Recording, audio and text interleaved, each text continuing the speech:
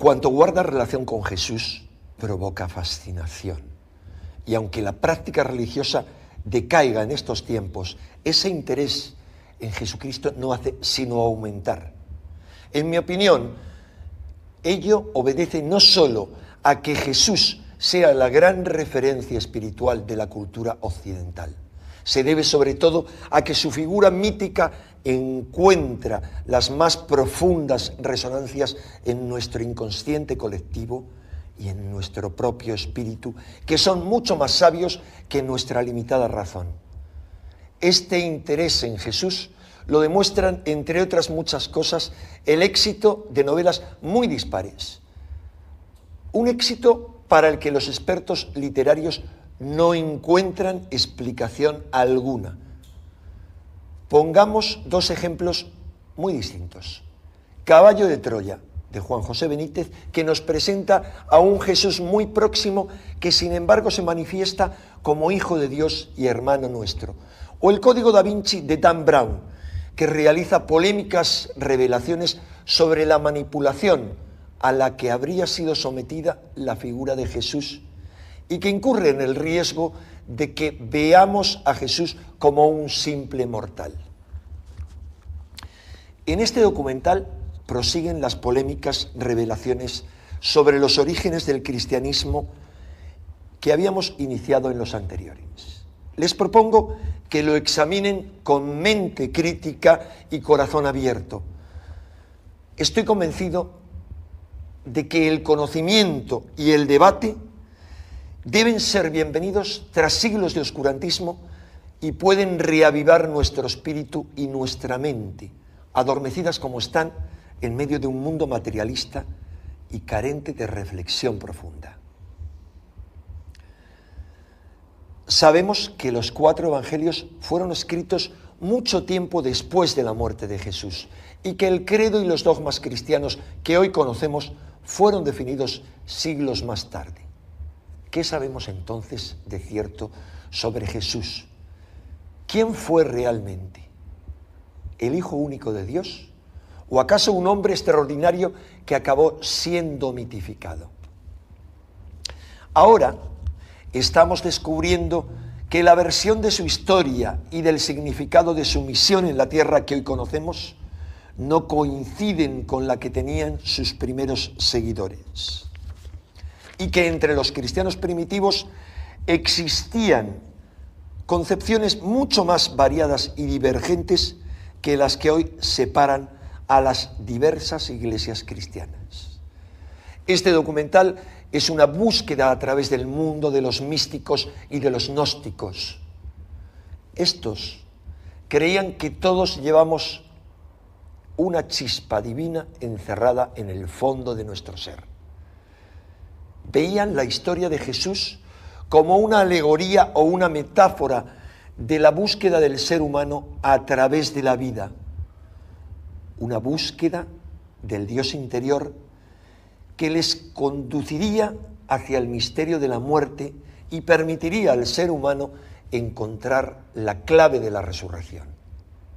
Una búsqueda que es descrita en los antiquísimos evangelios gnósticos. Aquí tenemos uno de los 2 volúmenes que se han publicado en castellano, unos evangelios gnósticos que fueron hallados en Egipto hace 6 décadas.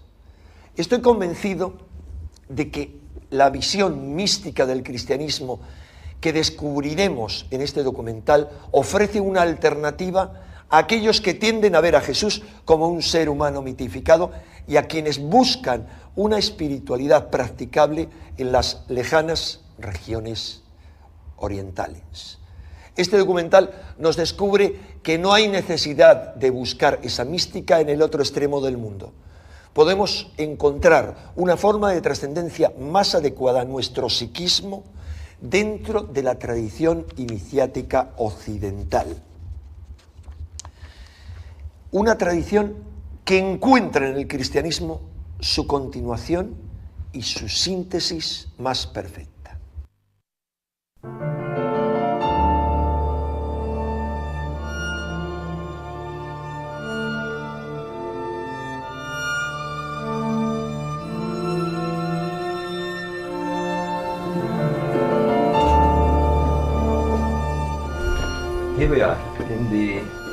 Estamos en el siglo II de la era cristiana.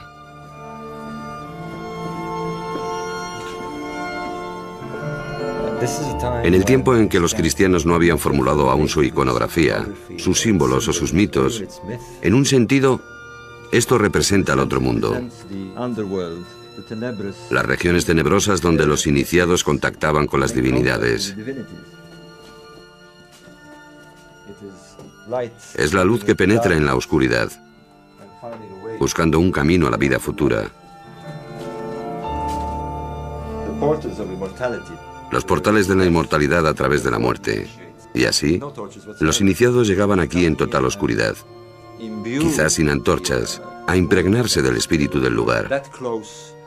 Simbolizaban el tránsito de la vida a la muerte y a la resurrección.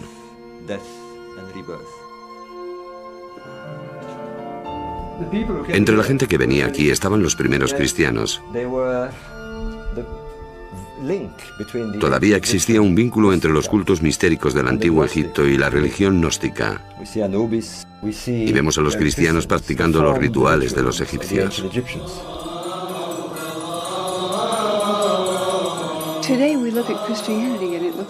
Hoy vemos el cristianismo y parece muy variado, desde los baptistas a los ortodoxos rusos, a los calvinistas y a los católicos romanos.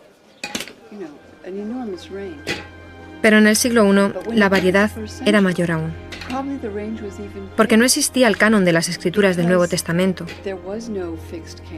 ni un credo universal, ni tampoco una estructura específica. Lo que me fascina es que entonces el cristianismo era más plural de lo que es hoy.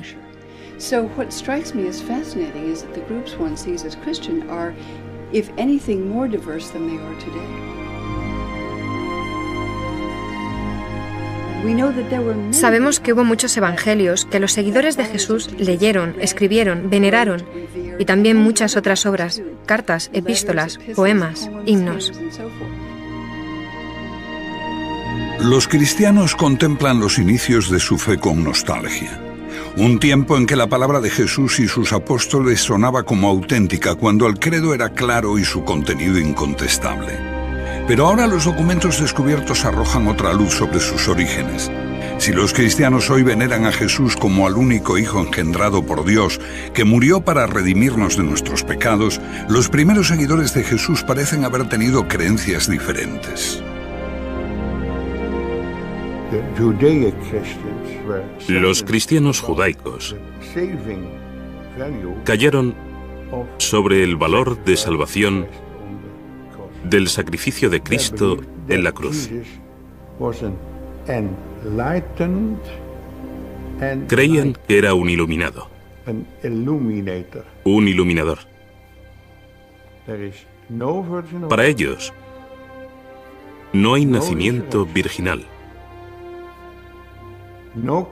ni resurrección, ni cruz, solo las palabras de Jesús, percibido como la encarnación de la sabiduría divina.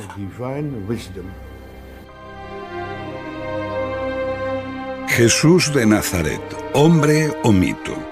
Los que estuvieron con él no parece que lo recordasen como al único Hijo de Dios, pero perecieron en el holocausto del alzamiento judío contra Roma.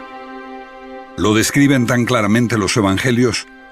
Se escribieron 2, 3 generaciones después de Cristo, en distintas ciudades mediterráneas. Entonces surgió otra imagen, la de Jesús como Hijo de Dios. Sin embargo, persistían ecos de los primeros tiempos. Edad Media, el sur de Francia. Una fe diferente surgía y proponía otra visión de Cristo. La Iglesia considera herejes a esa gente, peor que demonios. Durante décadas, la furia de la Iglesia se alza contra los cristianos gnósticos. Los cruzados diezmaron a la población. Se creó la Inquisición para quemar a esos cátaros, como ellos se llamaban a sí mismos, los purificados, los puros.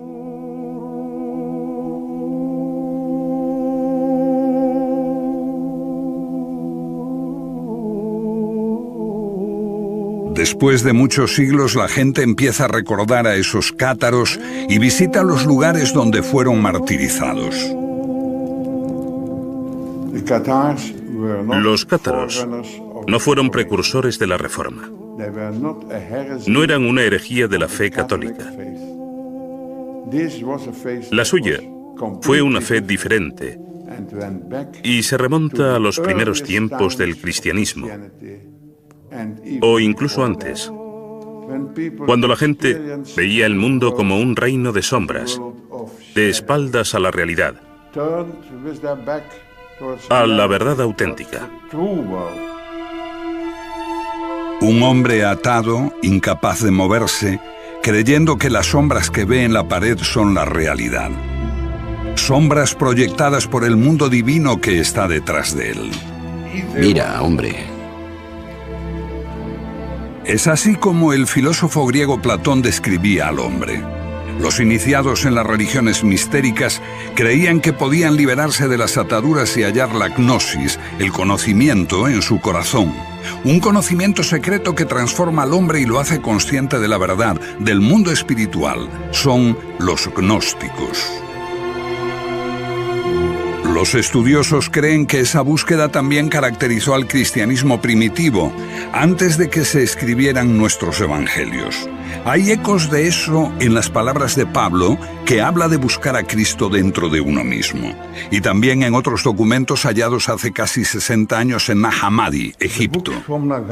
Los libros de Nag Hammadi son más importantes que los manuscritos del Mar Muerto,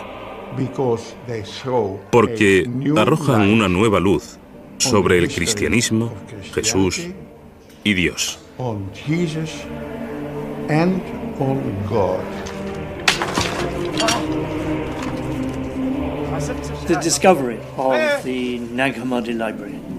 El descubrimiento de Nag Hammadi supone un cambio radical en nuestra idea del cristianismo primitivo. Tenemos aquí 52 manuscritos que nos hablan del primer cristianismo. Estaban asociados posiblemente a un monasterio cristiano egipcio. Estos libros se enterraron en el siglo IV para evitar su destrucción.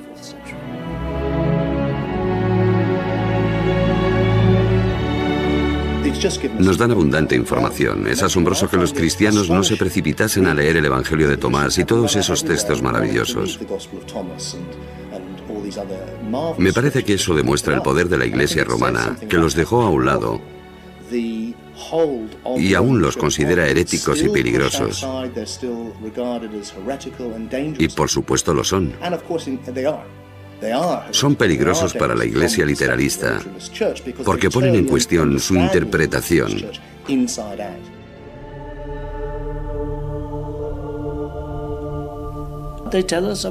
Nos hablan de las diversas formas en que la gente creía que se podía hallar la salvación.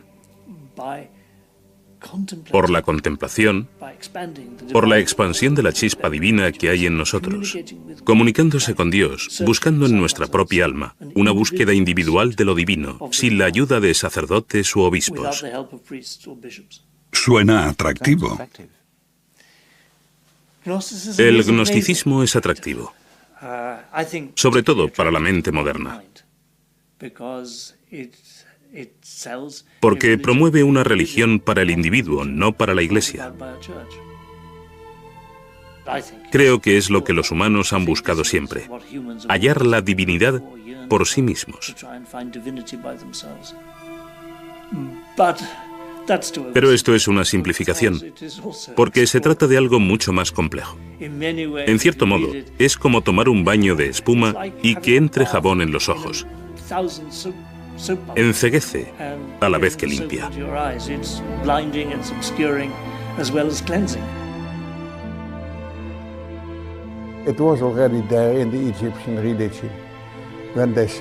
Ya en la religión egipcia, se decía que el hombre después de la muerte se convertía en Osiris, se integraba en Dios. El hombre es un dios caído que recuerda el paraíso. Este es el concepto de todos los misterios de la antigüedad, de Isis, de Mitra, de Adonis.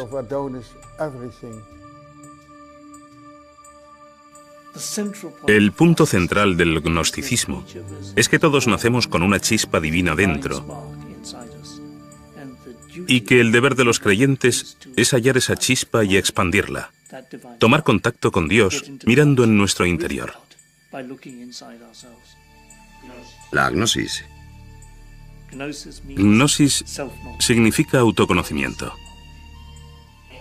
¿Qué es autoconocimiento? ¿Éxtasis? ¿Psicoanálisis? ¿Qué es?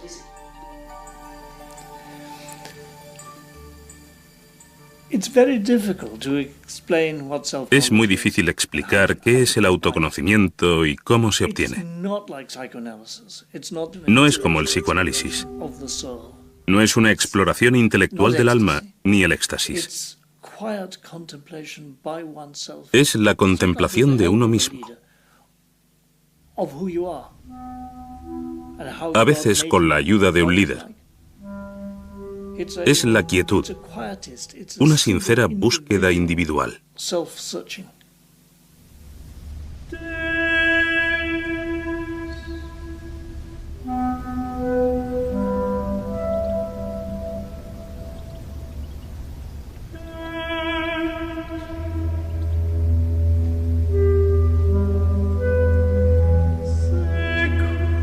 Creo que la idea básica que subyace en el gnosticismo es que estamos confundidos en nuestra idea sobre lo que es la vida y sobre quiénes somos. Adentrarnos en un entorno como este echa abajo nuestros esquemas. Estás cara a cara con el mayor de los misterios, la muerte. La idea de que dejarás de existir como forma física y te enfrentas con el misterio absoluto del que proviene todo, el misterio que somos, el misterio que es.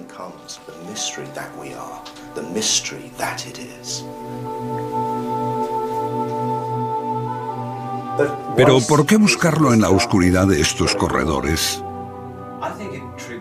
Creo que estimula la experiencia mística con la emoción de la oscuridad y los ecos de las cámaras.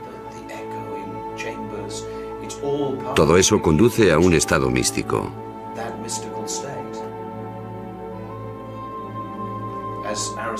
Como decía Aristóteles sobre los misterios, no vas allí a aprender, sino a experimentar.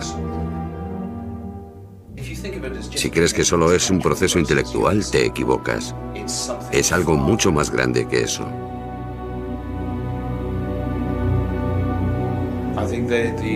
Creo que los antiguos habían comprendido que puedes aprender mucho, pero no tener un real conocimiento de ti mismo.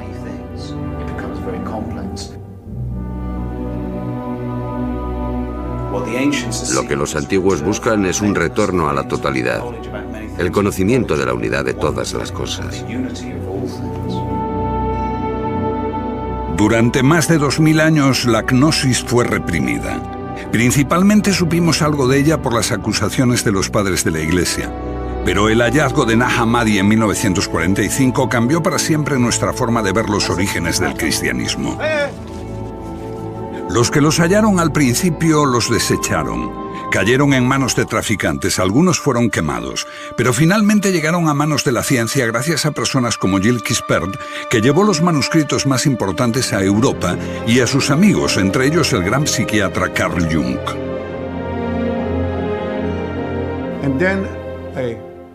Entonces me fui a Egipto, a El Cairo. Y en esta sala negocié con el director de esta institución y descubrí que esos códices no serían publicados si este Códex de Jung no volvía al Museo Copto de El Cairo.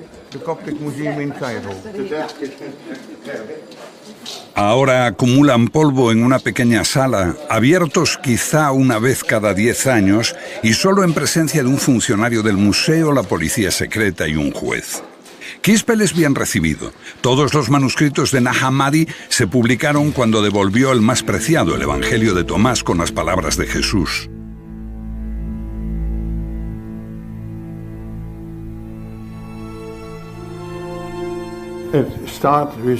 Empezó diciendo: estas son las palabras que Jesús dijo y que Dídimo Judas Tomás escribió. Y él dijo: quien descubre el sentido de estas palabras no conocerá la muerte. ¿Quién es Dídimo Tomás?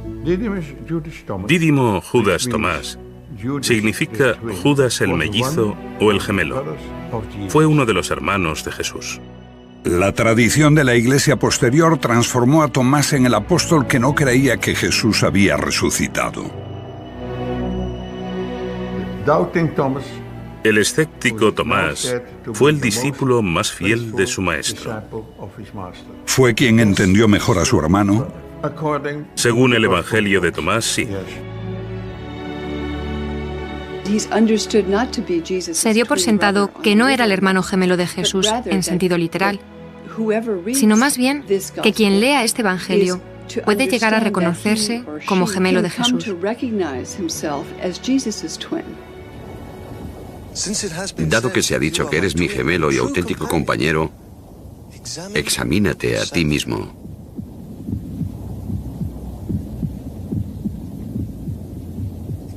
Examinarse a uno mismo. Así puedes comprender quién eres.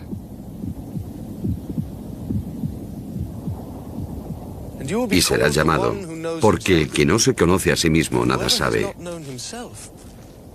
Pero el que se conoce llega simultáneamente a la profundidad de todo. Lo que tienes dentro te salvará.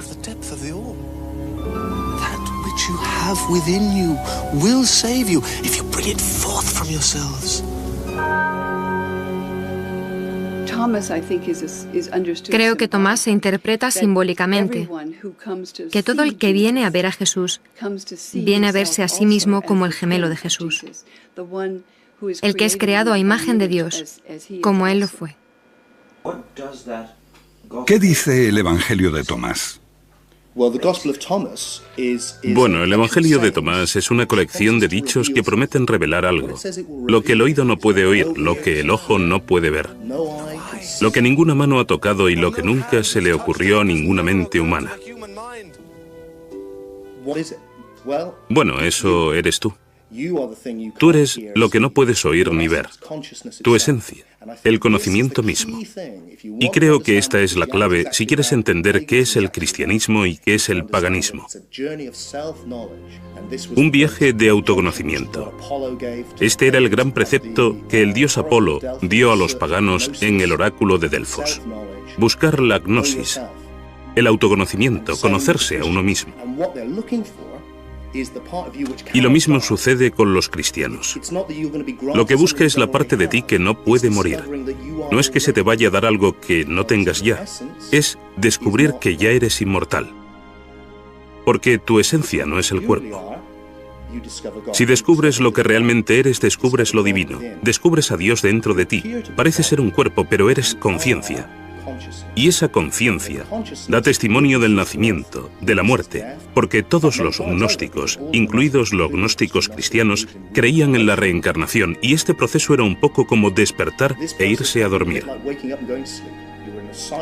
Estabas en un ciclo de cuerpos diferentes, yendo y viniendo, pero no eras el cuerpo. Eras conciencia que da testimonio de esto, de modo que jamás naciste y posiblemente no podrás morir.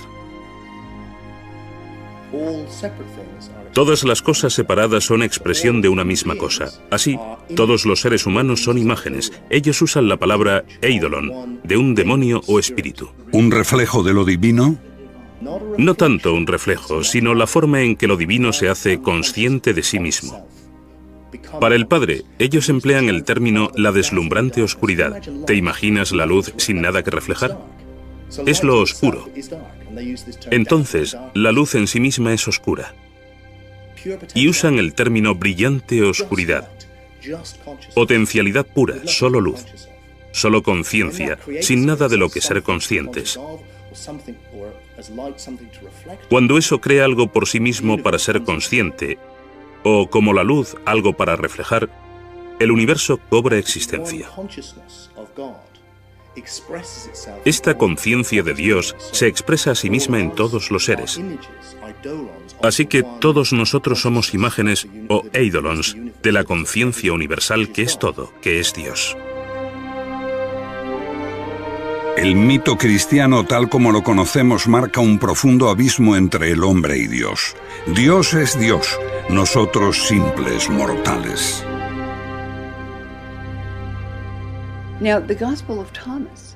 El Evangelio de Tomás tiene un mensaje muy distinto.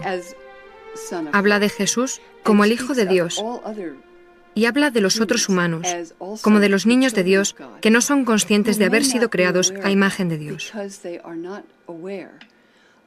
La luz divina que se creó antes de que el universo se creara, cuando Dios dijo, hágase la luz, la humanidad fue hecha imagen de esa luz.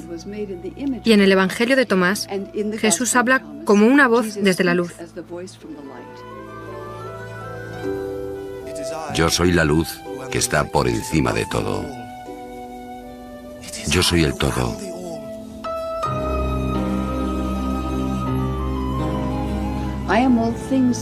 Soy todas las cosas.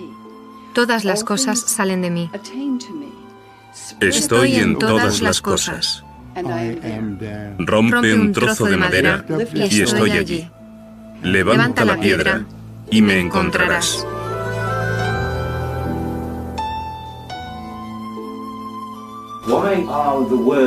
¿Por qué las palabras del Evangelio de Tomás, busca bajo una piedra y me encontrarás, son tan peligrosas para la Iglesia?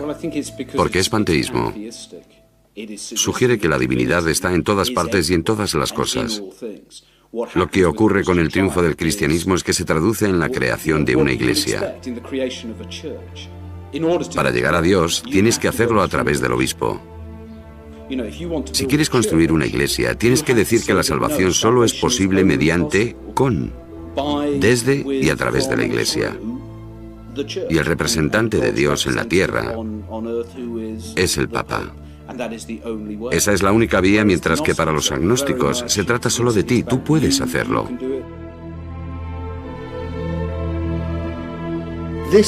Esa fue la revelación de la gnosis, que tu esencia es inmortal. No tenías que ganártelo siendo un buen chico, obedeciendo las normas. Por eso los gnósticos son bastante anarquistas, son librepensadores, libertinos, no obedecen reglas. Y por supuesto, su gran héroe Jesús es descrito en sus relatos como un libertino que se relaciona con prostitutas y gente poco respetable. Él rompe las normas, no respeta el sábado y ataca a las autoridades religiosas. Es un clásico carácter gnóstico. Ellos eran así. Porque para ellos no hay que obedecer las reglas, para ellos se trata de descubrirse a sí mismos, lo que eres de verdad. En el Evangelio de Tomás el mensaje es más importante que el mensajero. Es anterior a los 4 evangelios, como ocurre con un hombre considerado como fundador de la fe cristiana, pero que se empieza a ver con una luz diferente, Pablo. Pablo es gnóstico, habla del Cristo interior. Habla de la inmortalidad, como las escuelas mistéricas, porque Pablo existe antes de la historia literal. Pablo es un personaje totalmente malinterpretado en la historia. En tiempos de Pablo, digamos, no hay división entre gnosticismo y literalismo, porque el literalismo no se había desarrollado aún. 2 generaciones después, los evangelios de la Biblia hablan en detalle de la vida de Jesús. El mensajero se hace más importante que el mensaje, y Jesús pasa a ser literalmente el Hijo de Dios.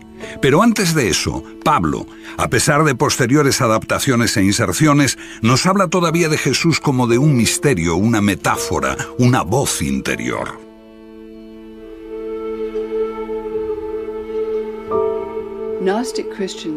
Los cristianos gnósticos creían que Pablo era su maestro, el padre de la Iglesia Tertuliano, que despreciaba a los gnósticos. Llamaba a Pablo el apóstol de los herejes, porque los herejes, pensaban, amaban a Pablo, citan a Pablo, apoyan a Pablo, porque su enseñanza es muy misteriosa y a veces muy profunda. Si es así, el pensamiento de Pablo coincide con la mayor parte de las ideas elaboradas aquí. Quizá la ciudad más grande de la antigüedad, en la encrucijada de Asia, África y Europa, la ciudad de Alejandría. Alejandría en ese tiempo, la segunda ciudad del occidente. Allí se originó el gnosticismo. Allí vivían los egipcios, los griegos Y había más judíos en Alejandría que en Judea y Galilea en aquella época.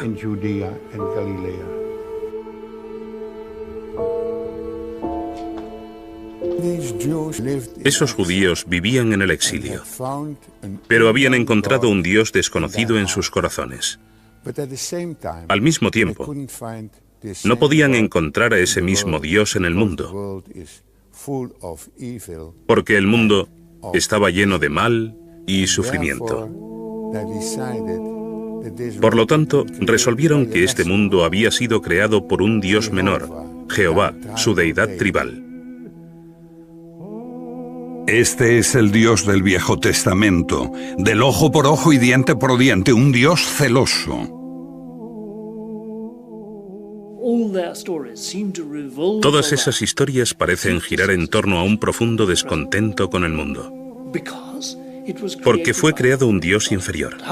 ¿Cómo podía un Dios perfecto haber creado este desastre? Entonces, lo que dicen reiteradamente es que este mundo es un error. Fue creado por la hija pequeña del verdadero Dios. La joven Sofía se enamoró locamente de su padre. Y frustrada por este amor ilícito, se autocreó, se autofecundó y engendró un hijo y abortó. Y este aborto deforme, con cara de león, era Yeldebaoth, el rey del caos. Con la arrogante suposición de haber sido expulsado del Edén por el Dios único, creó o malformó este mundo físico.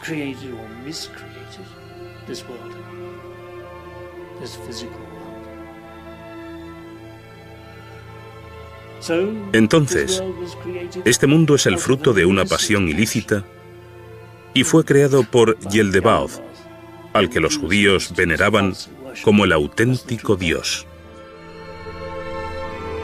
Este aprisionó al hombre en la materia, envolvió su alma eterna y divina en un cuerpo mortal.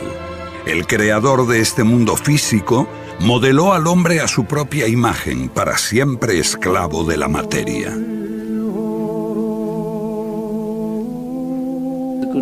Y el buen Dios, el verdadero, lleno de misericordia, envió a Jesús para redimir a la humanidad de Yeldebaoth.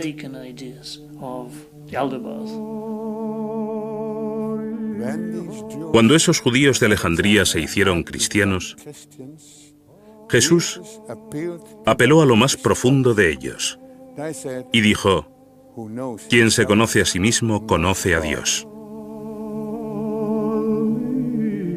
Mito o metáfora, en la figura de Jesús está también la semilla de la discordia. En torno a su persona sobrevino una batalla de ideas que separó las dos posturas. Sí, una de las mayores pugnas entre los seguidores de Jesús fue la cuestión de por qué Jesús murió de manera tan terrible. Para las comunidades ortodoxas, la única forma de encontrarle un sentido religioso era interpretarlo como un sacrificio redentor. Pero este sacrificio redentor solo tenía sentido si todos necesitábamos redimirnos del pecado. Así, los cristianos desarrollaron la idea de que teníamos que haber pecado terriblemente, sin posible redención. Entonces, la idea de que el Mesías de Dios muere en un sacrificio redentor por los pecados del mundo se convierte en una forzada explicación de su crucifixión. Así nace un nuevo elemento en la relación entre el hombre y la divinidad, el pecado original. El elemento central del mensaje cristiano, su fuerza, reside en la culpa, que Dios está mirando, sabiendo no solo todo lo que hacemos, sino también todo lo que pensamos.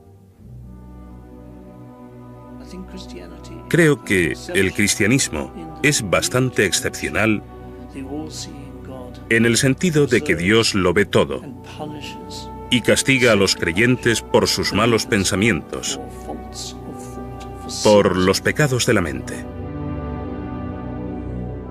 El pecado y la culpa crearon un credo en el que predomina el miedo a Dios y al infierno, siempre presente en las prédicas de los sacerdotes. No es una idea que compartieran los gnósticos. La palabra pecador no figura en su diccionario. El Evangelio de Tomás no habla mucho de la discontinuidad entre Dios y nosotros mismos, sino de humanos creados a su imagen divina y, por tanto, con una especie de conexión, de afinidad con lo divino. El hombre es un Dios caído que recuerda el paraíso. Ese es el concepto de todos los misterios de la antigüedad y también de la gnosis. No hay espacio para el pecado. Por supuesto, eso no significa que seamos divinos y más, sino más bien que podemos encontrar nuestro camino hacia Dios cuando hallemos el camino hacia nosotros mismos, y que existe un medio de reparación para los pecados y errores que cometamos. Pero pecar es tan esencial que Jesús tuvo que morir para redimirnos, un argumento tomado de un antiguo mito, Adán y Eva y el primer pecado que hizo al hombre mortal. Los cristianos pusieron más énfasis en el pecado de Eva que los judíos. Antes del cristianismo ortodoxo, el pecado no era una cuestión central. Los maestros judíos, paganos, gnósticos coincidían en que tenemos la capacidad de seguir o de desobedecer a Dios. Tenemos buenos y malos impulsos. Se entendía que esta era la condición humana. Existe un gran debate sobre esto, porque algunos cristianos creían que era absurdo, lo de comer una manzana. Una desobediencia inocente por la que Dios condena a los hombres a una existencia inferior, lejos del paraíso. Un castigo totalmente desproporcionado. Hay un relato gnóstico que dice que la serpiente del jardín del Edén es Jesús. Jesús es quien da a los hombres el árbol de la ciencia. Es Jesús quien dice a los humanos, comed. Y es Jesús quien se enfrenta a la miserable envidia del Padre, que no quiere que los humanos se conviertan en dioses. El Creador envidia la belleza de su creación y no quiere que los humanos alcancen el conocimiento, porque, como dice el Génesis, cuando comes del árbol del conocimiento, eres como Dios.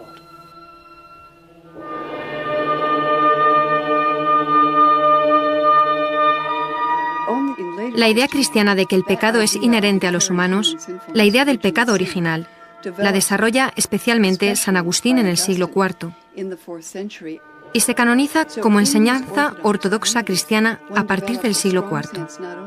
Esas comunidades ortodoxas desarrollan no solo un fuerte sentido de la distancia entre el hombre y Dios, sino que hay una condición pecaminosa en el hombre, innata e irredimible, aparte de que la muerte de Cristo se entiende como sacrificio.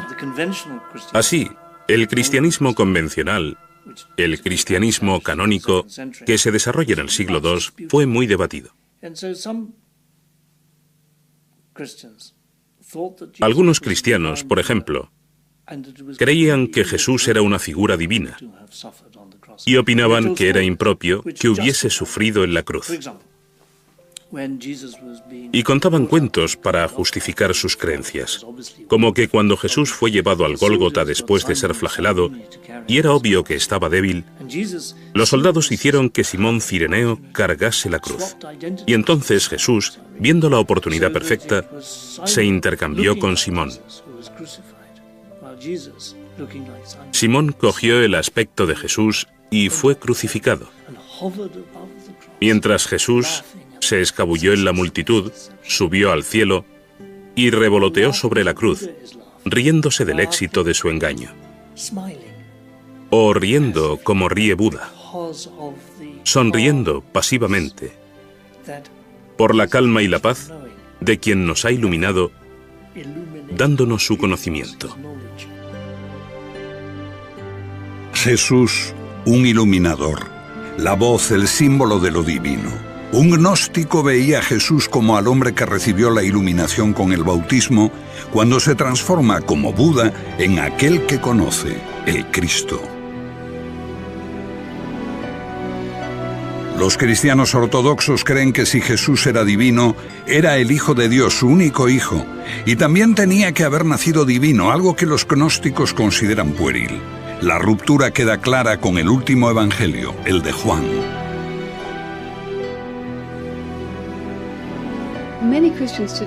Muchos cristianos pensarán hoy, desde luego, el cristianismo dice que Jesús es el Hijo de Dios.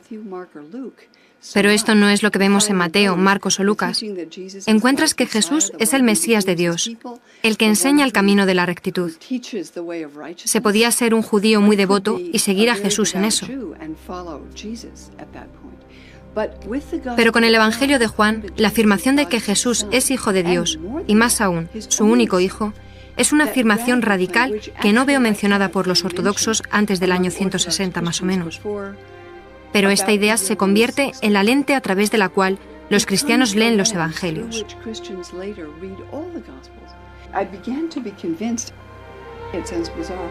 Empecé a convencerme, aunque parece raro, de que el Evangelio de Juan se escribió para contradecir esta otra opinión, y cambia la interpretación del mensaje cristiano de forma total. Jesús, el único Hijo de Dios, pero para los gnósticos era una metáfora, un símbolo de lo divino que reside oculto en todos nosotros. En ese sentido, todos somos hijos de Dios. Todos somos hijos de Dios, si descubrimos nuestra verdadera identidad. Si no, nos hallamos en estado de muerte. Esto es fascinante, creo. Estamos muertos. Para los gnósticos y los místicos, este es el otro mundo en el que estamos muertos en espíritu, porque creemos que somos el cuerpo y no es así. Somos Dios, si acaso. Somos la única conciencia del universo. Nos confundimos a nosotros mismos por esos cuerpos individuales y todos los problemas que causan. Lo que necesitamos es resucitar. Y la historia completa es así. Necesitamos morir por la identidad del cuerpo, que es el centro de la cuestión. Y necesitamos resucitar a nuestra verdadera identidad, que es el Hijo de Dios, que es el Cristo, la conciencia del Padre. Entonces todos somos Cristo, y todos necesitamos resucitar, y cuando lo hagamos, el Cristo resucitará. En ese sentido, el mito, la historia completa de la crucifixión de Cristo y la resurrección, ¿es un modelo para todos y cada uno de nosotros? Sí, precisamente. Es un modelo que se encarna en la iniciación. Con los literalistas cristianos esto pronto se convierte más bien en una idea macabra, que al final de los tiempos resucitarás con tu cuerpo y serás de nuevo un cuerpo físico. Porque es lo que creen que le pasó a Jesús. Vino en cuerpo físico y murió literalmente, y eso es exactamente lo que te pasará a ti, o al menos te pasará si comprendiste el mensaje cristiano. Los gnósticos, desde luego, dicen todo lo contrario. Si no comprendes el mensaje, regresarás en un cuerpo por la reencarnación. Si lo comprendes, te darás cuenta de que no eres un cuerpo, que eres el Cristo, uno con Dios, y no será ya necesario este ciclo de reencarnaciones. Casi una fe diferente, un enfoque opuesto. ¿Cuál fue primero? ¿Cuál fue el origen?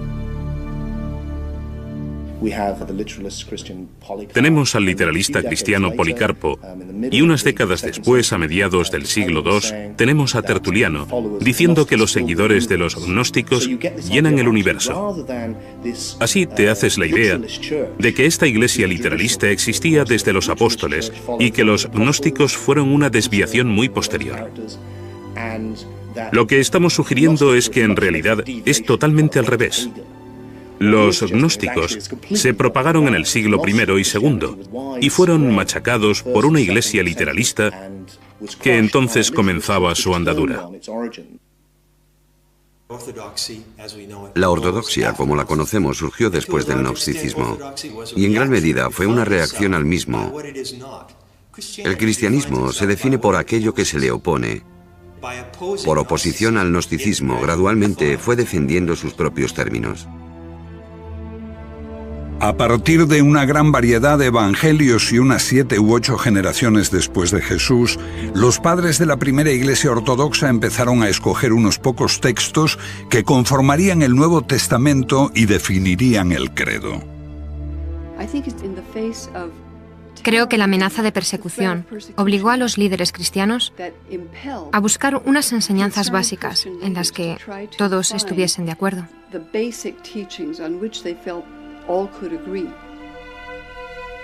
En esta selección, las opiniones gnósticas eran demasiado complejas y fueron desestimadas. Una de las grandes bazas del cristianismo es la simplicidad con que se transmite el mensaje. Decir que Jesús es el Hijo de Dios. Jesús vino a salvarnos por nuestros pecados. Jesús murió por nosotros, sabiendo que estas insignificancias son el pase que da entrada a la Iglesia cristiana.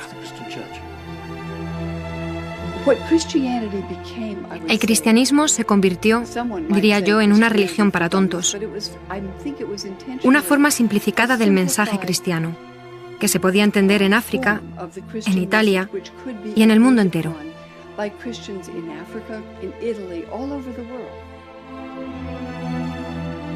En sentido amplio, los evangelios son una invención. Creo que es un error verlos como una invención, pero se prestan a interpretaciones ambivalentes. Por ejemplo, Pablo dice hablar de dos formas al mismo tiempo. Para los que pueden oír el mensaje espiritual y para quienes solo pueden entenderlo literalmente.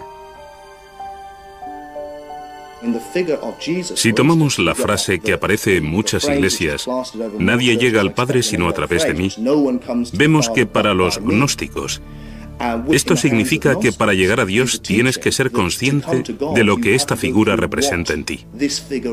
Y este es el mensaje de Pablo. Para llegar a Dios debes hallar al Cristo dentro, como una alegoría de la verdad. Pero el literalismo dice, no, este es el único camino. Creo que después de tener esta idea de una encarnación literal del Hijo de Dios, no la de un mítico Hijo de Dios, entonces, el concepto es que para tu propio bien, debes salvar el alma de otros. Y todos deben creer esto, obligados por su propio bien. Así tienes el mandato divino de ser autoritario. Los cristianos lo tomaban todo como algo personal. Pero cuando personalizas a la divinidad, la cargas con toda la ira, críticas, resentimiento y agresividad que existe en la personalidad humana. ¡Hereje! Los cristianos se enfadaron mucho porque tomaban como algo personal que su Salvador fuese rechazado. Los gnósticos solo querían descubrir dónde estaba la verdad.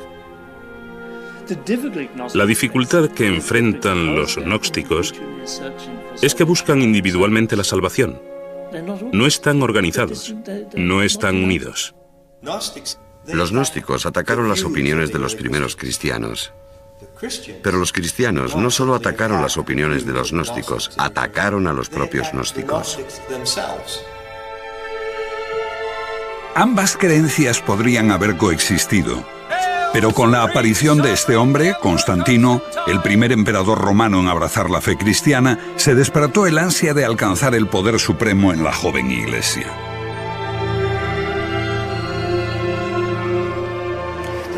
La historia dice que Constantino tuvo una visión, un sueño, donde veía la señal de la cruz en el cielo, y se convenció de que si se hacía cristiano y utilizaba este emblema, ganaría la batalla contra su rival pagano. Fue aquí, en el puente Milvio, donde tuvo lugar una gran batalla que colocó al cristianismo en su triunfante camino al éxito.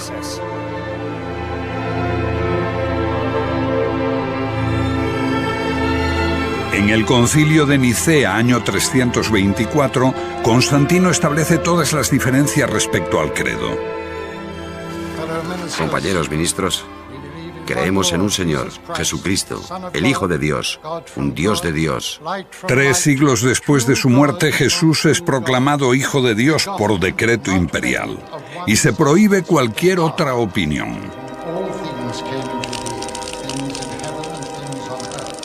When Christianity allies with the state to create a religious monopoly, that's when Christianity becomes... Cuando el cristianismo se alía con el Estado para crear una religión oficial, es cuando se vuelve algo radicalmente diferente, triunfante, exitoso. Pero al haberse aliado con el Estado empieza a cometer los mismos crímenes que había denunciado en sus primeros 300 años de existencia. Persigue, mata por la religión. Se transforma en una institución jerárquica, opresiva, necesariamente conservadora.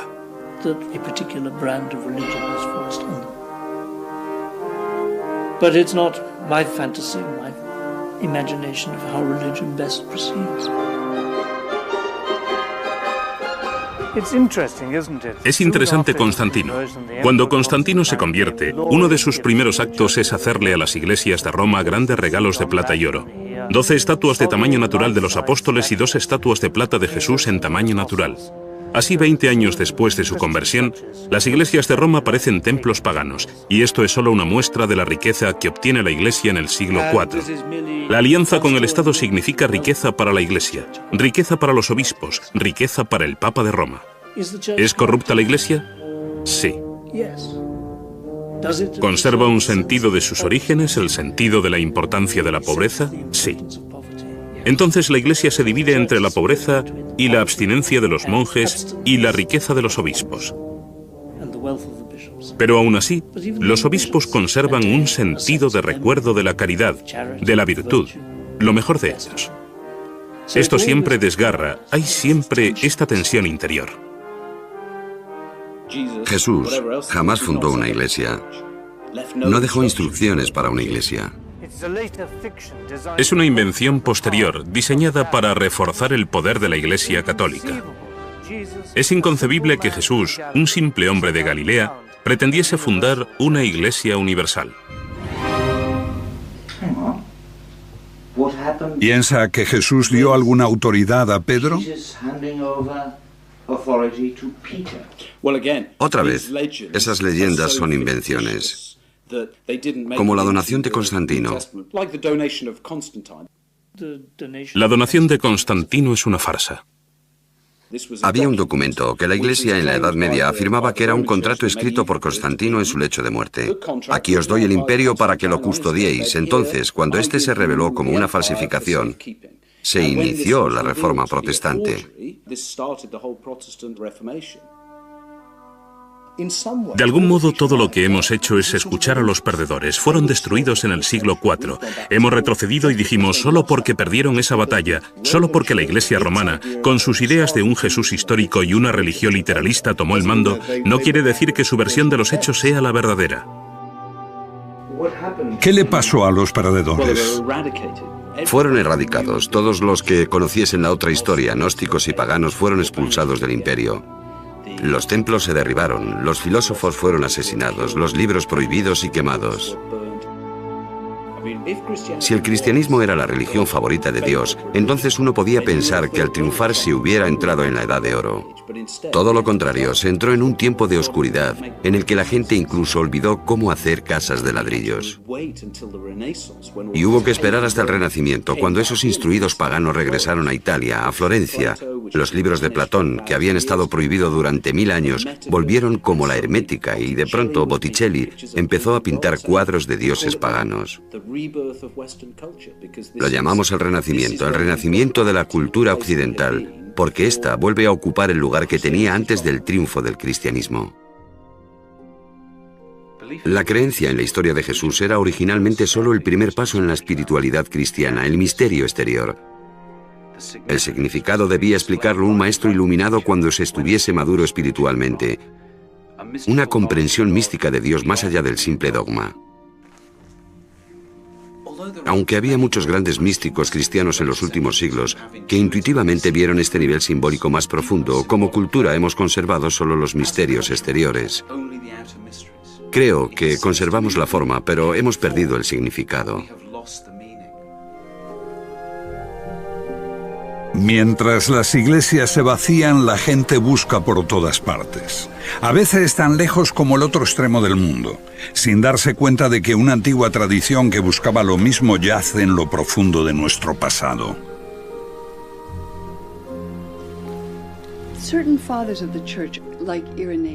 Ciertos padres de la Iglesia, como Irineo, en sus famosos 5 volúmenes contra los herejes, dice que comúnmente son considerados cristianos, pero que no lo son herejes.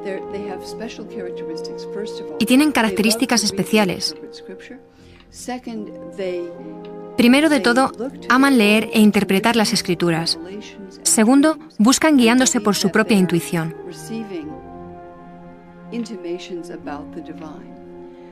Tercero, están investigando constantemente, siempre abiertos a nuevas exploraciones. Uno podría haber dicho lo mismo de quienes ahora integran la corriente de la nueva era. Indudablemente, se espera que los filósofos investiguen e indaguen. Preguntando, uno encuentra una tradición desarraigada, interrumpida por muchos siglos, complicada, a veces confusa. Todo esto parece un poco difícil de entender para un hombre moderno. Querido amigo, no hay atajos a la gnosis y ningún nirvana instantáneo. Me hizo reír con esto el anciano caballero, porque tiene razón, por supuesto.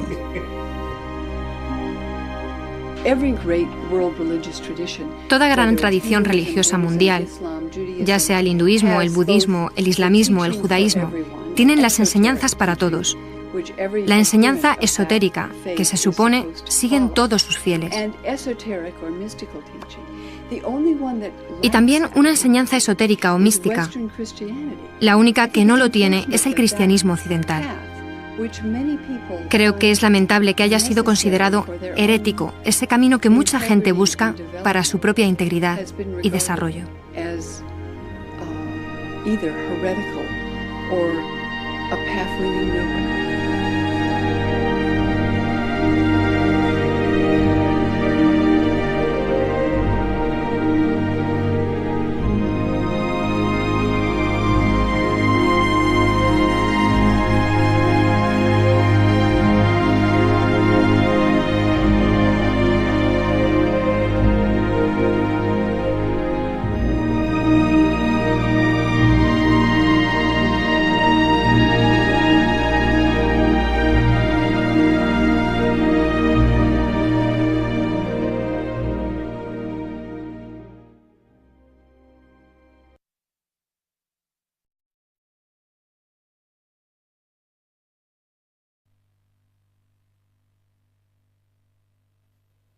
Cuanto guarda relación con Jesús, provoca fascinación. Y aunque la práctica religiosa decaiga en estos tiempos, ese interés en Jesucristo no hace sino aumentar. En mi opinión, ello obedece no solo a que Jesús sea la gran referencia espiritual de la cultura occidental, se debe sobre todo a que su figura mítica encuentra las más profundas resonancias en nuestro inconsciente colectivo y en nuestro propio espíritu, que son mucho más sabios que nuestra limitada razón. Este interés en Jesús lo demuestran, entre otras muchas cosas, el éxito de novelas muy dispares. Un éxito para el que los expertos literarios no encuentran explicación alguna. Pongamos 2 ejemplos muy distintos. Caballo de Troya, de Juan José Benítez, que nos presenta a un Jesús muy próximo que sin embargo se manifiesta como Hijo de Dios y hermano nuestro. O el Código da Vinci de Dan Brown, que realiza polémicas revelaciones sobre la manipulación a la que habría sido sometida la figura de Jesús y que incurre en el riesgo de que veamos a Jesús como un simple mortal. En este documental prosiguen las polémicas revelaciones sobre los orígenes del cristianismo que habíamos iniciado en los anteriores. Les propongo que lo examinen con mente crítica y corazón abierto. Estoy convencido de que el conocimiento y el debate deben ser bienvenidos tras siglos de oscurantismo y pueden reavivar nuestro espíritu y nuestra mente, adormecidas como están en medio de un mundo materialista y carente de reflexión profunda. Sabemos que los 4 evangelios fueron escritos mucho tiempo después de la muerte de Jesús y que el credo y los dogmas cristianos que hoy conocemos fueron de época occidental. Una tradición que encuentra en el cristianismo su continuación y su síntesis más perfecta.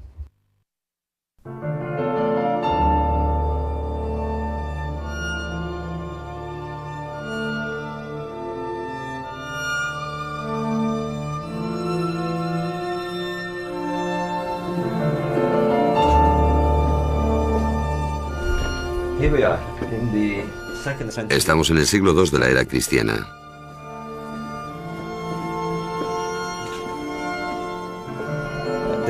En el tiempo en que los cristianos no habían formulado aún su iconografía, sus símbolos o sus mitos, en un sentido, esto representa al otro mundo. Las regiones tenebrosas donde los iniciados contactaban con las divinidades.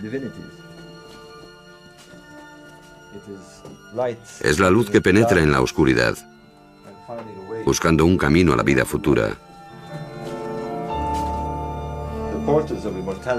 Los portales de la inmortalidad a través de la muerte. Y así, los iniciados llegaban aquí en total oscuridad, quizás sin antorchas, a impregnarse del espíritu del lugar. Simbolizaban el tránsito de la vida a la muerte y a la resurrección.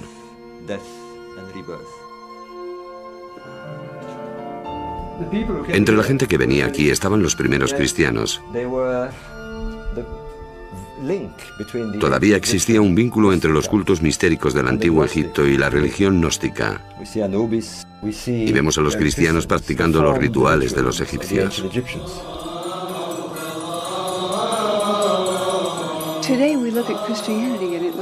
Hoy vemos el cristianismo y parece muy variado, desde los baptistas a los ortodoxos rusos, a los calvinistas y a los católicos romanos. Pero en el siglo I la variedad era mayor aún, porque no existía el canon de las escrituras del Nuevo Testamento, ni un credo universal, ni tampoco una estructura específica.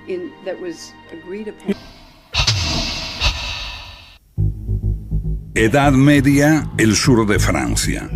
Una fe diferente surgía y proponía otra visión de Cristo. La Iglesia considera herejes a esa gente, peor que demonios. Durante décadas, la furia de la Iglesia se alza contra los cristianos gnósticos. Los cruzados diezmaron a la población. Se creó la Inquisición para quemar a esos cátaros, como ellos se llamaban a sí mismos, los purificados, los puros.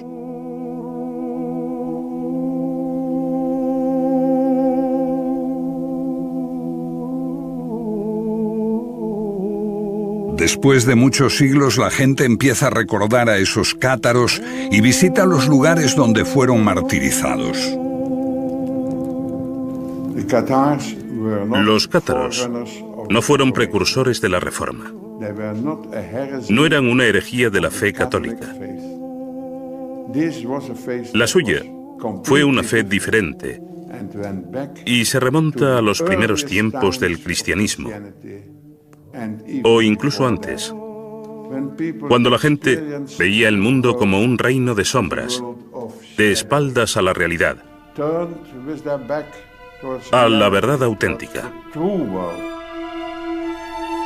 Un hombre atado, incapaz de moverse, creyendo que las sombras que ve en la pared son la realidad. Sombras proyectadas por el mundo divino que está detrás de él. Mira, hombre. Es así como el filósofo griego Platón describía al hombre. Los iniciados en las religiones mistéricas creían que podían liberarse de las ataduras y hallar la gnosis, el conocimiento, en su corazón. Un conocimiento secreto que transforma al hombre y lo hace consciente de la verdad, del mundo espiritual. Son los gnósticos. Los estudiosos creen que esa búsqueda también caracterizó al cristianismo primitivo, antes de que se escribieran nuestros evangelios. Hay ecos de eso en las palabras de Pablo, que habla de buscar a Cristo dentro de uno mismo. Unidos siglos más tarde, ¿qué sabemos entonces de cierto sobre Jesús? ¿Quién fue realmente? ¿El Hijo único de Dios? ¿O acaso un hombre extraordinario que acabó siendo mitificado?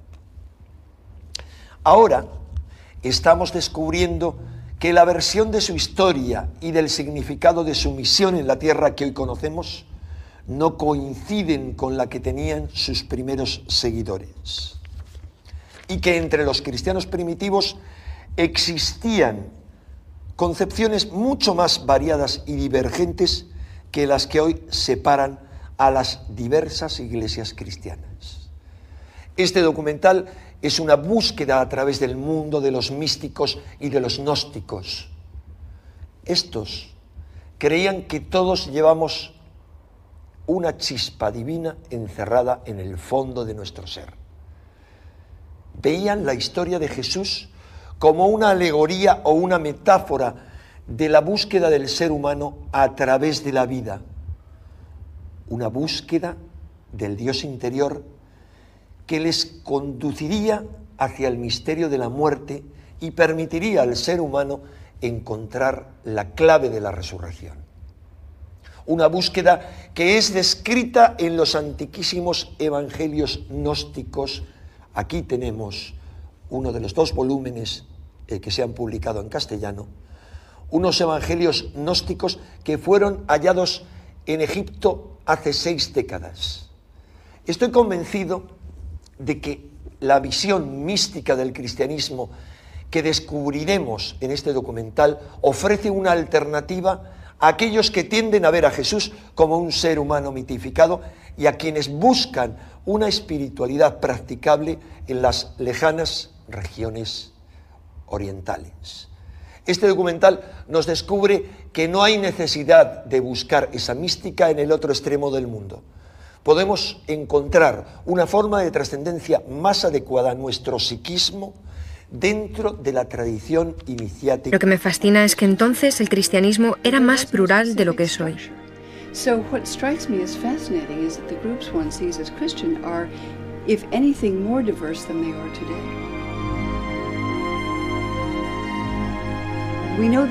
Sabemos que hubo muchos evangelios que los seguidores de Jesús leyeron, escribieron, veneraron, y también muchas otras obras, cartas, epístolas, poemas, himnos.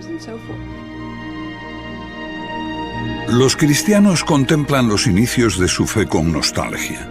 Un tiempo en que la palabra de Jesús y sus apóstoles sonaba como auténtica, cuando el credo era claro y su contenido incontestable. Pero ahora los documentos descubiertos arrojan otra luz sobre sus orígenes. Si los cristianos hoy veneran a Jesús como al único Hijo engendrado por Dios, que murió para redimirnos de nuestros pecados, los primeros seguidores de Jesús parecen haber tenido creencias diferentes. Los cristianos judaicos cayeron sobre el valor de salvación del sacrificio de Cristo en la cruz. Creían que era un iluminado, un iluminador. Para ellos, no hay nacimiento virginal, ni resurrección, ni cruz, solo las palabras de Jesús, percibido como la encarnación de la sabiduría divina. Jesús de Nazaret, hombre o mito. Los que estuvieron con él no parece que lo recordasen como al único Hijo de Dios, pero perecieron en el holocausto del alzamiento judío contra Roma. Lo describen tan claramente los evangelios. Se escribieron 2, 3 generaciones después de Cristo, en distintas ciudades mediterráneas. Entonces surgió otra imagen, la de Jesús como Hijo de Dios. Sin embargo, persistían ecos de los primeros tiempos.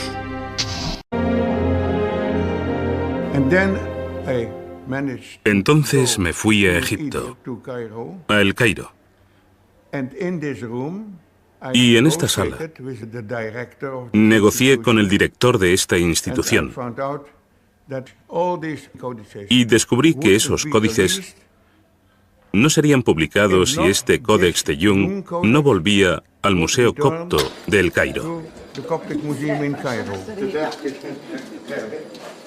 Ahora acumulan polvo en una pequeña sala, abiertos quizá una vez cada 10 años y solo en presencia de un funcionario del museo, la policía secreta y un juez.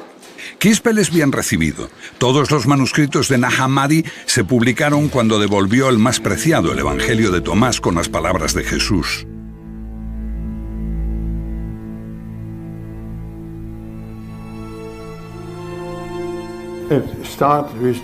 Empezó diciendo: estas son las palabras que Jesús dijo y que Dídimo Judas Tomás escribió. Y él dijo: quien descubre el sentido de estas palabras no conocerá la muerte. ¿Quién es Dídimo Tomás? Dídimo Judas Tomás significa Judas el mellizo o el gemelo. Fue uno de los hermanos de Jesús. La tradición de la Iglesia posterior transformó a Tomás en el apóstol que no creía que Jesús había resucitado.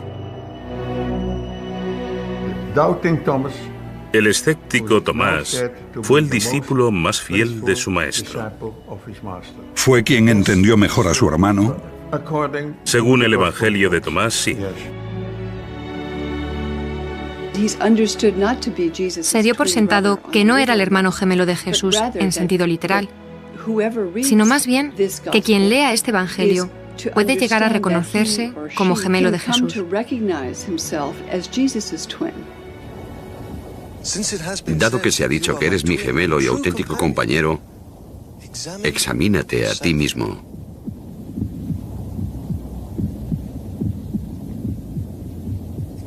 Examinarse a uno mismo. Así puedes comprender quién eres.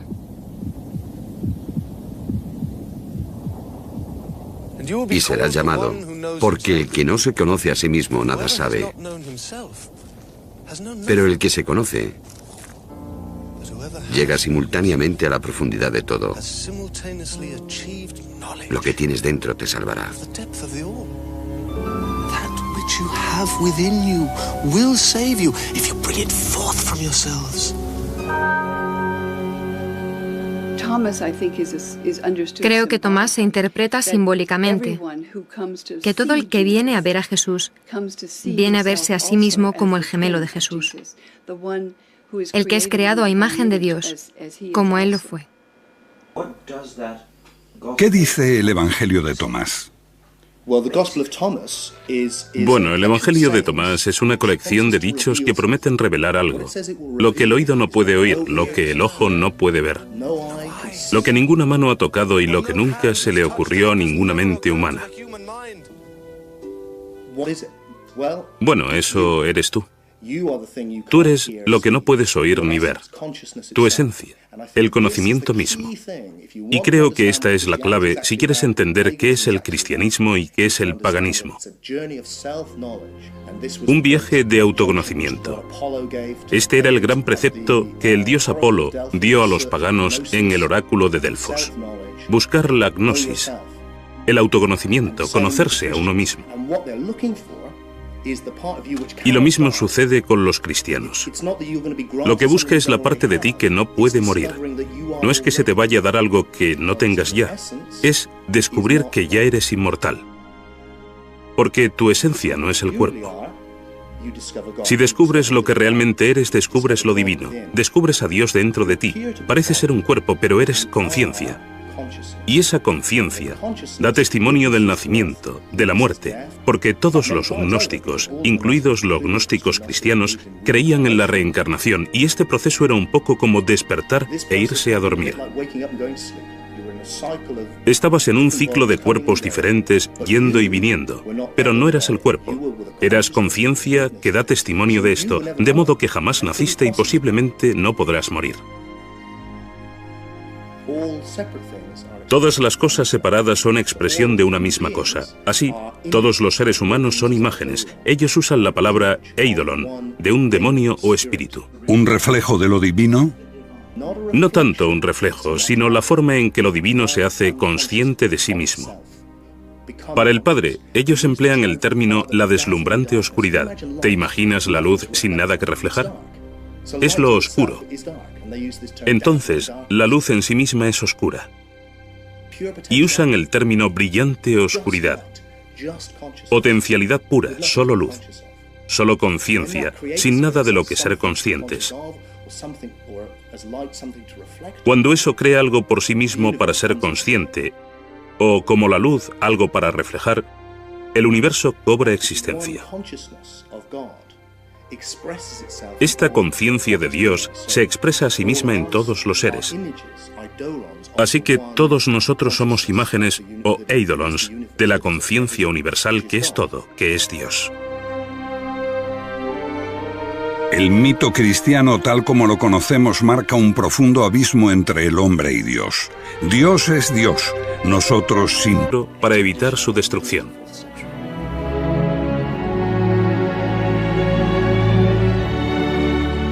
Nos dan abundante información. Es asombroso que los cristianos no se precipitasen a leer el Evangelio de Tomás y todos esos textos maravillosos.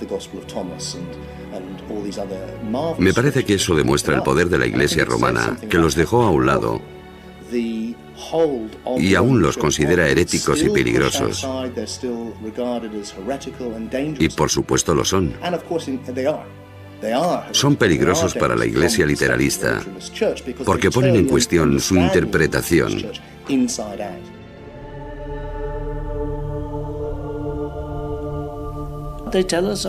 Nos hablan de las diversas formas en que la gente creía que se podía hallar la salvación.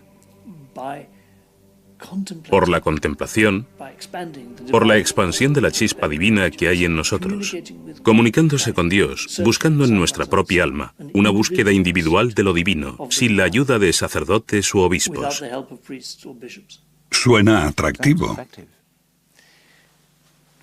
El gnosticismo es atractivo, sobre todo para la mente moderna, porque promueve una religión para el individuo, no para la Iglesia. Creo que es lo que los humanos han buscado siempre, hallar la divinidad por sí mismos.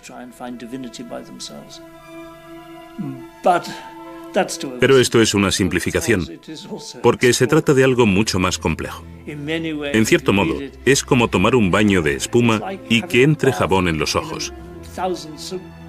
Enceguece a la vez que limpia.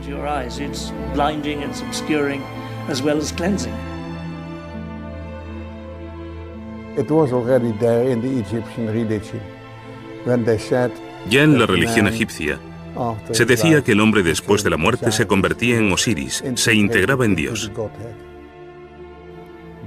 El hombre es un dios caído que recuerda el paraíso. Este es el concepto de todos los misterios de la antigüedad, de Isis, de Mitra, de Adonis.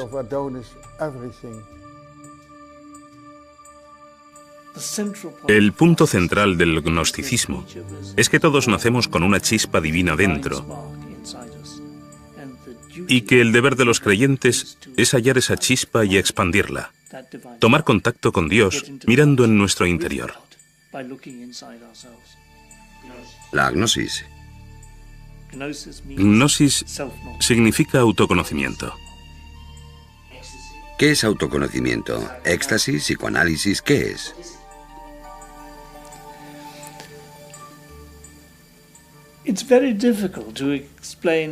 Es muy difícil explicar qué es el autoconocimiento y cómo se obtiene. No es como el psicoanálisis.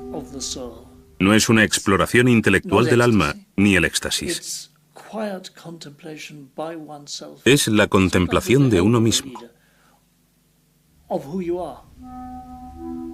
A veces con la ayuda de un líder.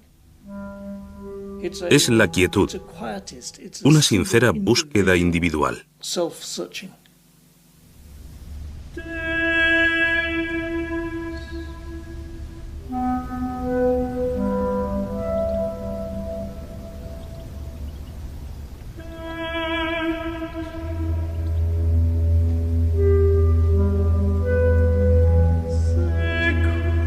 Creo que la idea básica que subyace en el gnosticismo es que estamos confundidos en nuestra idea sobre lo que es la vida y sobre quiénes somos. Adentrarnos en un entorno como este echa abajo nuestros esquemas. Estás cara a cara con el mayor de los misterios, la muerte. La idea de que dejarás de existir como forma física y te enfrentas con el misterio absoluto del que proviene todo, el misterio que somos, el misterio que es.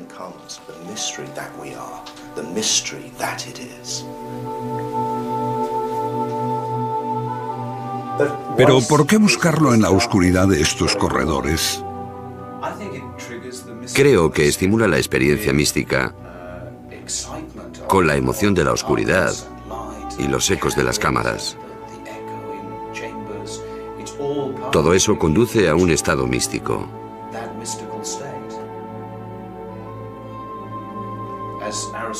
Como decía Aristóteles sobre los misterios, no vas allí a aprender, sino a experimentar. Si crees que solo es un proceso intelectual, te equivocas. Es algo mucho más grande que eso.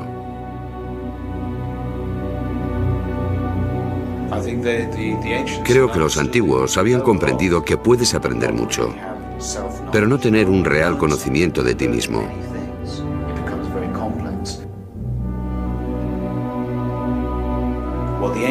Lo que los antiguos buscan es un retorno a la totalidad, el conocimiento de la unidad de todas las cosas. Durante más de 2000 años la gnosis fue reprimida. Principalmente supimos algo de ella por las acusaciones de los padres de la Iglesia. Pero el hallazgo de Nag Hammadi en 1945 cambió para siempre nuestra forma de ver los orígenes del cristianismo. Los que los hallaron al principio los desecharon. Cayeron en manos de traficantes, algunos fueron quemados, pero finalmente llegaron a manos de la ciencia gracias a personas como Gilles Quispert, que llevó los manuscritos más importantes a Europa, y a sus amigos, entre ellos el gran psiquiatra Carl Jung. Les mortales.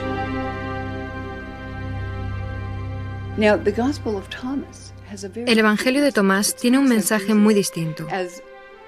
Habla de Jesús como el Hijo de Dios y habla de los otros humanos, como de los niños de Dios que no son conscientes de haber sido creados a imagen de Dios. La luz divina que se creó antes de que el universo se creara, cuando Dios dijo, hágase la luz, la humanidad fue hecha imagen de esa luz. Y en el Evangelio de Tomás, Jesús habla como una voz desde la luz. Yo soy la luz que está por encima de todo. Yo soy el todo.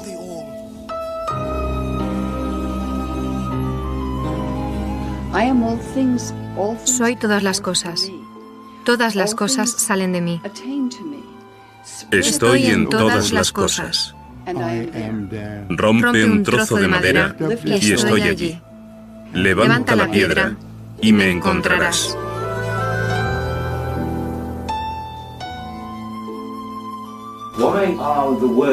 ¿Por qué las palabras del Evangelio de Tomás, busca bajo una piedra y me encontrarás, son tan peligrosas para la Iglesia? Porque es panteísmo. Sugiere que la divinidad está en todas partes y en todas las cosas. Lo que ocurre con el triunfo del cristianismo es que se traduce en la creación de una iglesia. Para llegar a Dios, tienes que hacerlo a través del obispo. Si quieres construir una iglesia, tienes que decir que la salvación solo es posible mediante con. desde y a través de la Iglesia. Y el representante de Dios en la tierra es el Papa. Esa es la única vía, mientras que para los agnósticos se trata solo de ti, tú puedes hacerlo.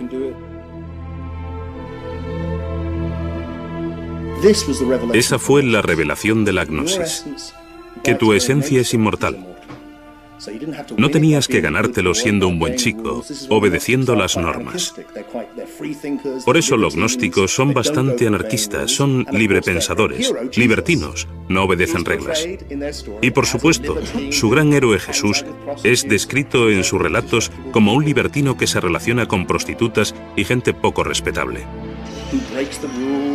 Él rompe las normas, no respeta el sábado y ataca a las autoridades religiosas.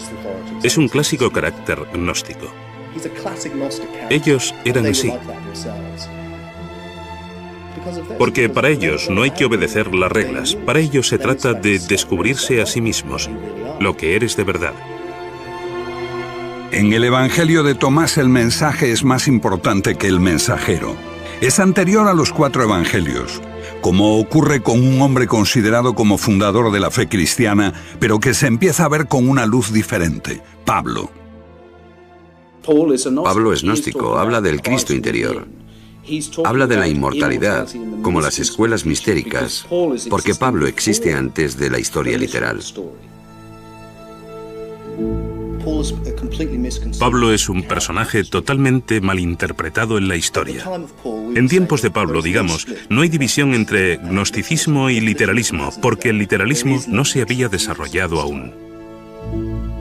2 generaciones después, los evangelios de la Biblia hablan en detalle de la vida de Jesús. El mensajero se hace más importante que el mensaje, y Jesús pasa a ser literalmente el Hijo de Dios.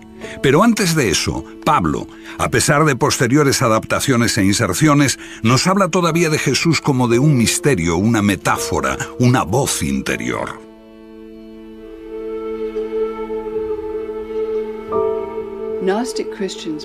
Los cristianos gnósticos creían que Pablo era su maestro, el padre de la Iglesia Tertuliano, que despreciaba a los gnósticos.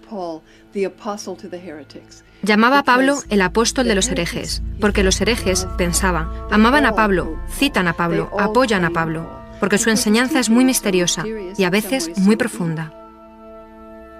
Si es así, el pensamiento de Pablo coincide con la mayor parte de las ideas elaboradas aquí. Quizá la ciudad más grande de la antigüedad, en la encrucijada de Asia, África y Europa, la ciudad de Alejandría. Alejandría en ese tiempo, la segunda ciudad del occidente. Allí se originó el gnosticismo. Allí vivían los egipcios, los griegos, y había más judíos en Alejandría que en Judea y Galilea en aquella época.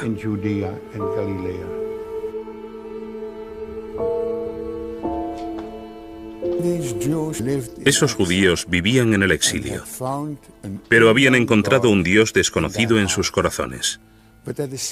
Al mismo tiempo, no podían encontrar a ese mismo Dios en el mundo, porque el mundo estaba lleno de mal y sufrimiento. Por lo tanto, resolvieron que este mundo había sido creado por un Dios menor, Jehová, su deidad tribal. Este es el Dios del Viejo Testamento, del ojo por ojo y diente por diente, un Dios celoso. Todas esas historias parecen girar en torno a un profundo descontento con el mundo. Porque fue creado un Dios inferior. ¿Cómo podía un Dios perfecto haber creado este desastre? Entonces, lo que dicen reiteradamente es que este mundo es un error. Fue creado por la hija pequeña del verdadero Dios. Cuanto guarda relación con Jesús, provoca fascinación. Y aunque la práctica religiosa decaiga en estos tiempos, ese interés en Jesucristo no hace sino aumentar. En mi opinión, ello obedece no solo a que Jesús sea la gran referencia espiritual de la cultura occidental, Se debe sobre todo a que su figura mítica encuentra las más profundas resonancias en nuestro inconsciente colectivo y en nuestro propio espíritu, que son mucho más sabios que nuestra limitada razón. Este interés en Jesús lo demuestran, entre otras muchas cosas, el éxito de novelas muy dispares. Un éxito para el que los expertos literarios no encuentran explicación alguna. Pongamos dos ejemplos muy distintos. Caballo de Troya, de Juan José Benítez, que nos presenta a un Jesús muy próximo que sin embargo se manifiesta como hijo de Dios y hermano nuestro. O el Código da Vinci de Dan Brown, que realiza polémicas revelaciones sobre la manipulación a la que habría sido sometida la figura de Jesús y que incurre en el riesgo de que veamos a Jesús como un simple mortal. En este documental prosiguen las polémicas revelaciones sobre los orígenes del cristianismo que habíamos iniciado en los anteriores. Les propongo que lo examinen con mente crítica y corazón abierto. Estoy convencido de que el conocimiento y el debate deben ser bienvenidos tras siglos de oscurantismo y pueden reavivar nuestro espíritu y nuestra mente, adormecidas como están en medio de un mundo materialista y carente de reflexión profunda. Sabemos que los 4 evangelios fueron escritos mucho tiempo después de la muerte de Jesús y que el credo y los dogmas cristianos que hoy conocemos fueron definidos siglos más tarde. ¿Qué sabemos entonces de cierto sobre Jesús? ¿Quién fue realmente? ¿El Hijo único de Dios? ¿O acaso un hombre extraordinario que acabó siendo mitificado? Ahora estamos descubriendo que la versión de su historia y del significado de su misión en la tierra que hoy conocemos no coinciden con la que tenían sus primeros seguidores. Y que entre los cristianos primitivos existían concepciones mucho más variadas y divergentes que las que hoy separan a las diversas iglesias cristianas. Este documental es una búsqueda a través del mundo de los místicos y de los gnósticos. Estos creían que todos llevamos una chispa divina encerrada en el fondo de nuestro ser. Veían la historia de Jesús como una alegoría o una metáfora de la búsqueda del ser humano a través de la vida, una búsqueda del Dios interior que les conduciría hacia el misterio de la muerte y permitiría al ser humano encontrar la clave de la resurrección. Una búsqueda que es descrita en los antiquísimos evangelios gnósticos. Aquí tenemos uno de los 2 volúmenes que se han publicado en castellano, unos evangelios gnósticos que fueron hallados en Egipto hace 6 décadas. Estoy convencido de que la visión mística del cristianismo que descubriremos en este documental ofrece una alternativa a aquellos que tienden a ver a Jesús como un ser humano mitificado y a quienes buscan una espiritualidad practicable en las lejanas regiones orientales. Este documental nos descubre que no hay necesidad de buscar esa mística en el otro extremo del mundo. Podemos encontrar una forma de trascendencia más adecuada a nuestro psiquismo dentro de la tradición iniciática occidental. Una tradición que encuentra en el cristianismo su continuación y su síntesis más perfecta.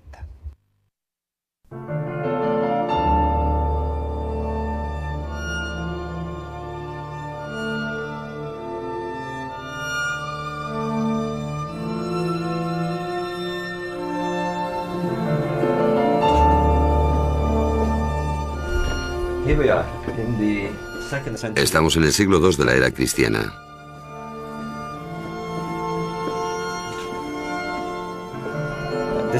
En el tiempo en que los cristianos no habían formulado aún su iconografía, sus símbolos o sus mitos, en un sentido, esto representa el otro mundo. Las regiones tenebrosas donde los iniciados contactaban con las divinidades. Es la luz que penetra en la oscuridad, buscando un camino a la vida futura. Los portales de la inmortalidad a través de la muerte. Y así, los iniciados llegaban aquí en total oscuridad, quizás sin antorchas, a impregnarse del espíritu del lugar.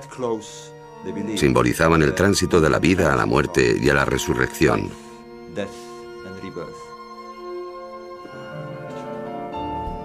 Entre la gente que venía aquí estaban los primeros cristianos. Todavía existía un vínculo entre los cultos mistéricos del antiguo Egipto y la religión gnóstica. Y vemos a los cristianos practicando los rituales de los egipcios.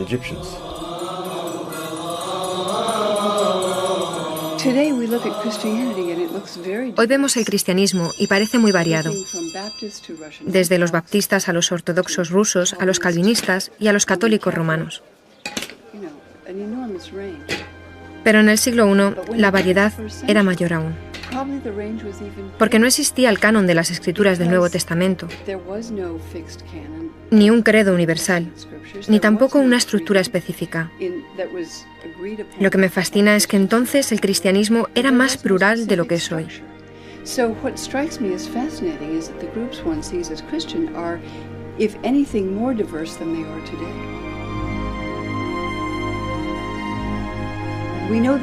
Sabemos que hubo muchos evangelios que los seguidores de Jesús leyeron, escribieron, veneraron, y también muchas otras obras, cartas, epístolas, poemas, himnos. Los cristianos contemplan los inicios de su fe con nostalgia. Un tiempo en que la palabra de Jesús y sus apóstoles sonaba como auténtica cuando el credo era claro y su contenido incontestable. Pero ahora los documentos descubiertos arrojan otra luz sobre sus orígenes. Si los cristianos hoy veneran a Jesús como al único Hijo engendrado por Dios, que murió para redimirnos de nuestros pecados, los primeros seguidores de Jesús parecen haber tenido creencias diferentes. Los cristianos judaicos cayeron sobre el valor de salvación del sacrificio de Cristo en la cruz. Creían que era un iluminado, un iluminador. Para ellos, no hay nacimiento virginal, ni resurrección, ni cruz, solo las palabras de Jesús, percibido como la encarnación de la sabiduría divina.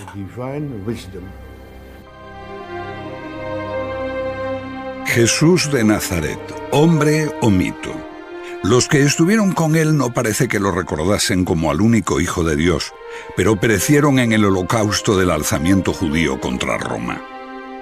¿Lo describen tan claramente los evangelios? Se escribieron 2, 3 generaciones después de Cristo, en distintas ciudades mediterráneas. Entonces surgió otra imagen, la de Jesús como Hijo de Dios. Sin embargo, persistían ecos de los primeros tiempos. Edad Media, el sur de Francia. Una fe diferente surgía y proponía otra visión de Cristo. La Iglesia considera herejes a esa gente, peor que demonios. Durante décadas, la furia de la Iglesia se alza contra los cristianos gnósticos. Los cruzados diezmaron a la población. Se creó la Inquisición para quemar a esos cátaros, como ellos se llamaban a sí mismos, los purificados, los puros.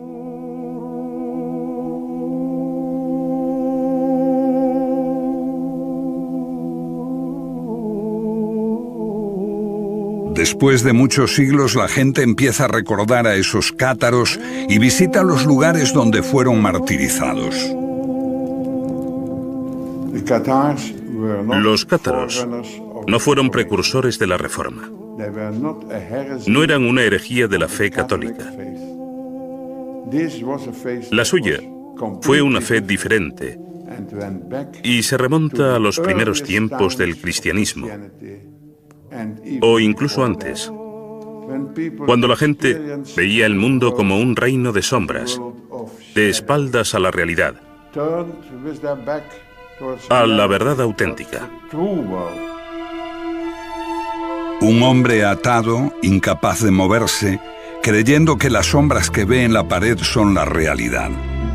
Sombras proyectadas por el mundo divino que está detrás de él. Mira, hombre. Es así como el filósofo griego Platón describía al hombre. Los iniciados en las religiones mistéricas creían que podían liberarse de las ataduras y hallar la gnosis, el conocimiento, en su corazón. Un conocimiento secreto que transforma al hombre y lo hace consciente de la verdad, del mundo espiritual. Son los gnósticos. Los estudiosos creen que esa búsqueda también caracterizó al cristianismo primitivo, antes de que se escribieran nuestros evangelios. Hay ecos de eso en las palabras de Pablo, que habla de buscar a Cristo dentro de uno mismo, y también en otros documentos hallados hace casi 60 años en Nag Hammadi, Egipto. Los libros de Nag Hammadi son más importantes que los manuscritos del Mar Muerto, porque arrojan una nueva luz sobre el cristianismo, Jesús y Dios.